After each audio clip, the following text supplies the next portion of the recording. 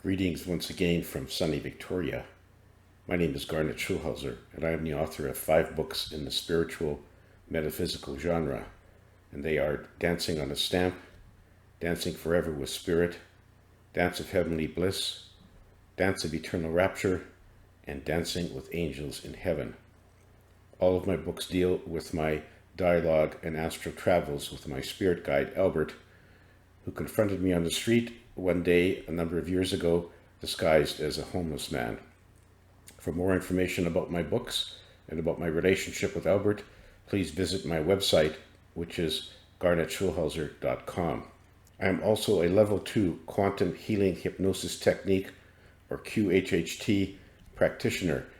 This is a modality that allows clients to be hypnotized and then regress back to one or more past, parallel, or future lives. And after that, direct connection is made with the client's higher self, and the higher self will answer the questions that the client brings with them to the session. For more information about QHHT and to book a session, please visit my QHHT website, which is garnetschulhauserqhht.com. And before we get to the serious topic from today, as usual, I'm going to tell you a funny story I heard recently about lawyers.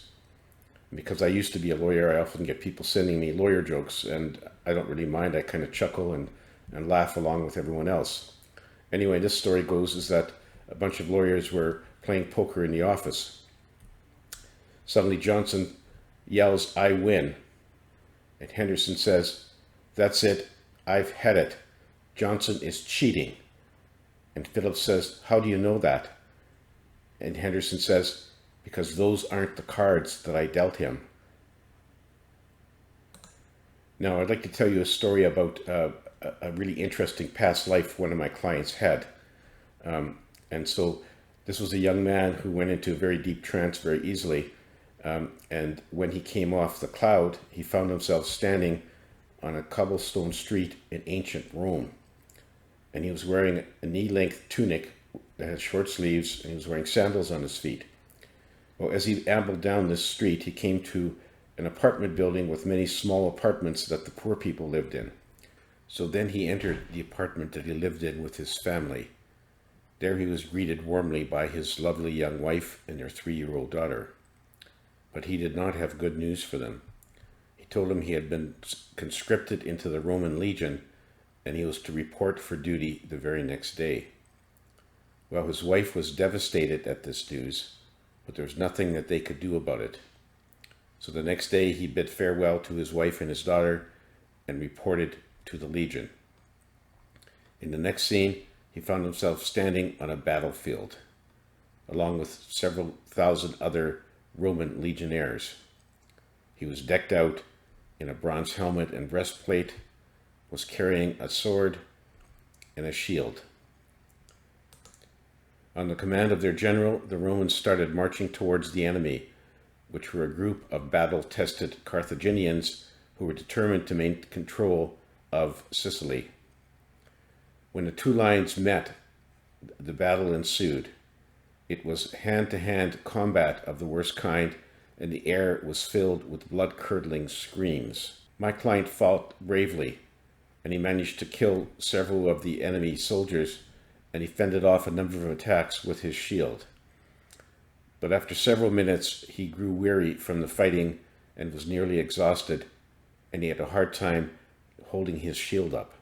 The end came when an enemy soldier knocked him to the ground and plunged his sword into my client's belly.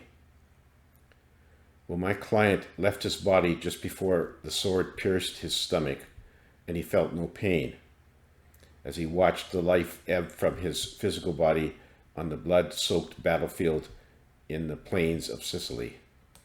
Once out of his body, my client was elated, even exhilarated, with the fact that he was free from his earthly body and he was no longer bound to fight in this horrific battle that he had lost his life in. As he floated above his body and then moved upwards toward the light, his only regret was that he would miss his wife and young daughter. But he took solace from the fact that he knew that eventually they would cross over themselves and he would once again be reunited with them on the spirit side.